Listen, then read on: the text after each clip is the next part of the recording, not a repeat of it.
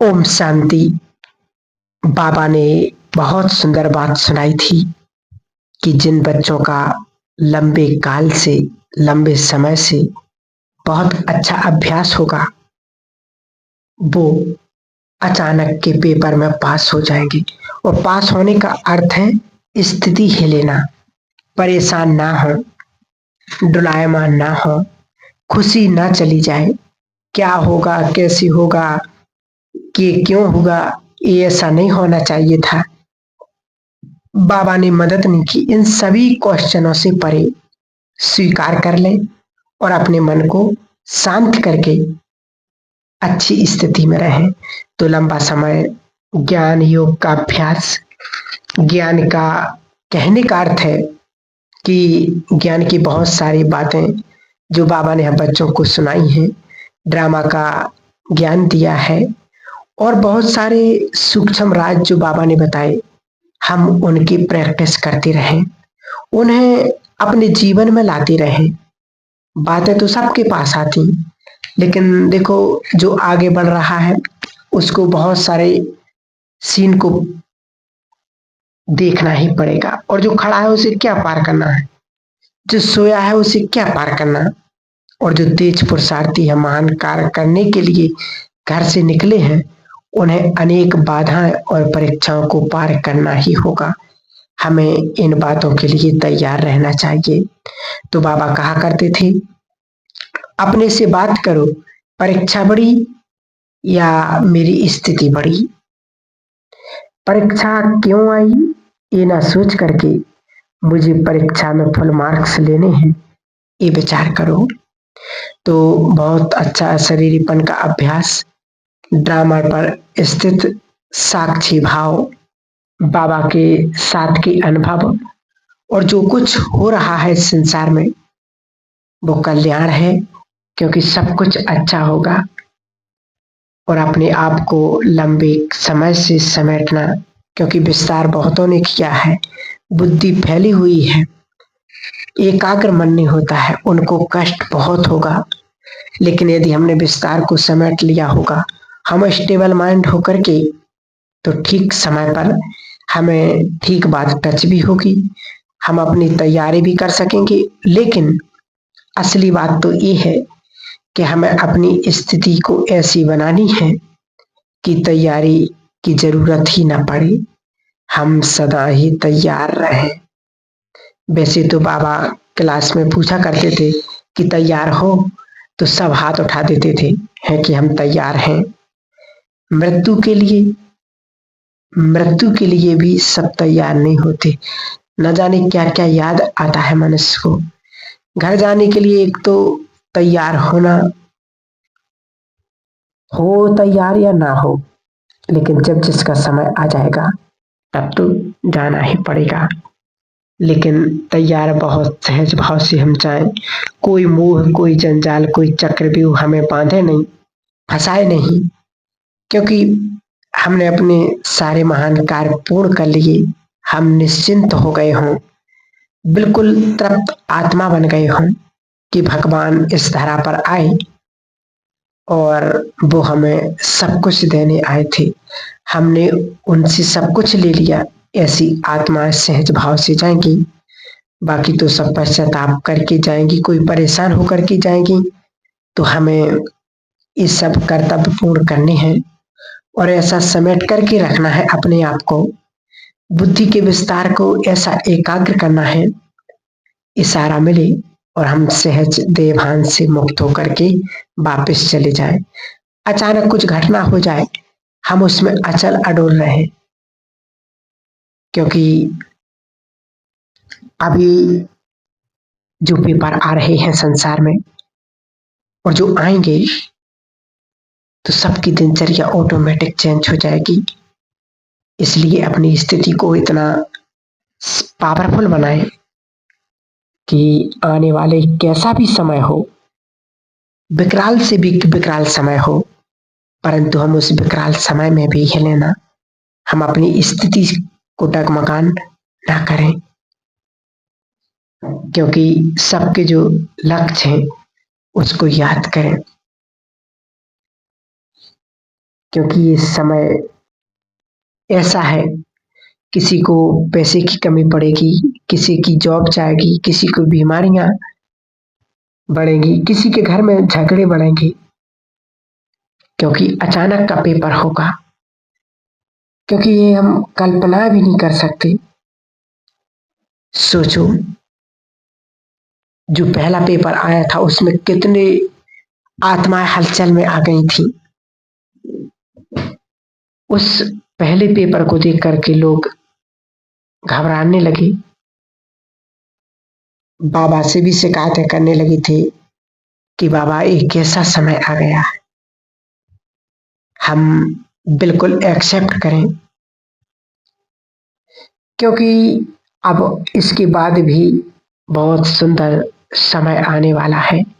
इसलिए जो महान आत्माएं हैं इस सृष्टि की, उनके लिए तो बाबा का इशारा है कि उन्हें सारे महान कर्तव्य करने के बाद ही वापस जाना है, क्योंकि अभी सबको अपने कर्मों के अनुसार अपने आप वापस जाना है। तो समय रहते अशरीरीपन का बहुत अच्छा अभ्यास करें कि बाबा मेरे साथ है। अंत में उसके सिवाय किसी की भी याद ना आए, उसके लिए हम अभी से तैयारी करें और हम चेक करें कि कहाँ कहाँ मेरा मन बुद्धि अटकी हुई तो है। तो अपने आप को अभ्यास करेंगे, अनुभव बढ़ाएंगे और अपने आप को एवर रेडी बनाएंगे, क्योंकि इस क्लास में सब कुछ आ गया है।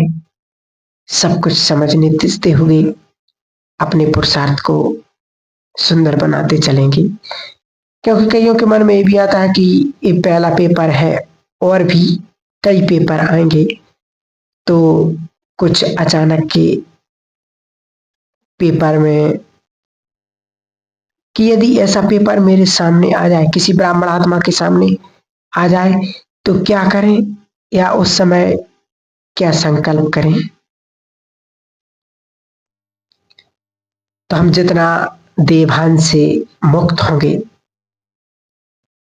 चिंताओं से मुक्त होंगे, उतने हम आगे बढ़ते जाएंगे। तो समय को देखते हुए अपने आप को मोल्ड करना, यही समझदारी है, यही श्रेष्ठ आत्मा की निशानी है। क्योंकि बाबा ने कहा भी है कि ये लाइट, ये इलेक्ट्रॉनिक साधन सुविधाएं एक दिन सब समाप्त होने वाली है, और इस समाप्त होते ही अनेक आत्माएं डिप्रेशन में चली जाएंगी, क्योंकि कईयों का उसी पे ही जीवन चल रहा है। सारे काम काज कंप्यूटर पर आधारित हो चुके हैं, लेकिन ये अभी होने वाला नहीं है, क्योंकि ये भी लास्ट में होगा जब महाविनाश होगा। और ऐसे समय में हर आत्मा प्राचीन सभ्यता में लौट आएगा। वही लालटेन, वही हाथ का पंखा, सब कुछ होने वाला है। बस अंतर इतना है कि जो इस सृष्टि पर परिवर्तन होंगे उसे हमें स्वीकार करना होगा और नए मार्ग निकालने होंगे, क्योंकि ये होगा अवश्य। ये सब चीजें आई हैं,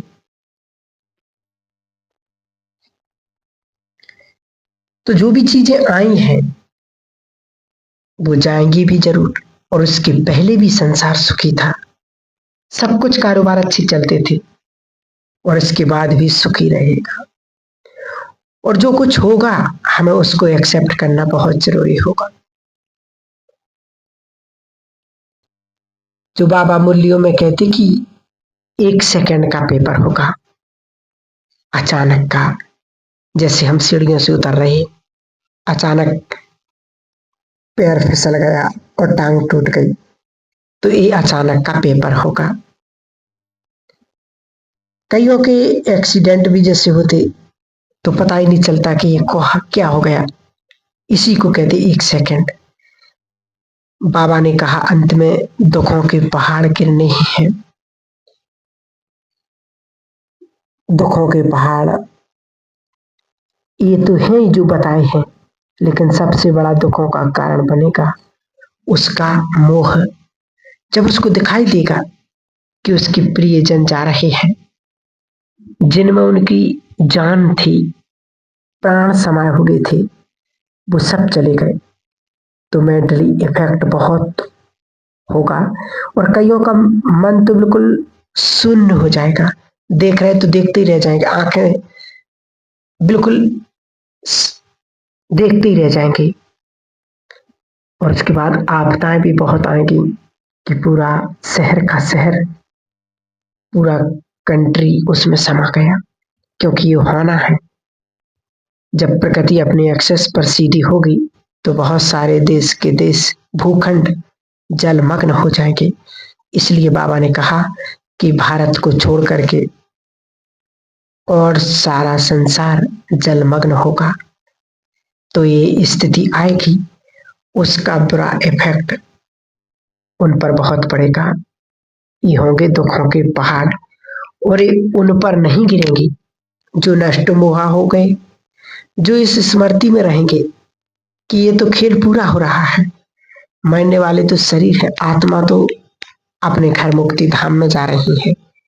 तो ऐसा ज्ञान युक्त होकर के सीन को जब देखेंगे तो दुखी नहीं होंगे।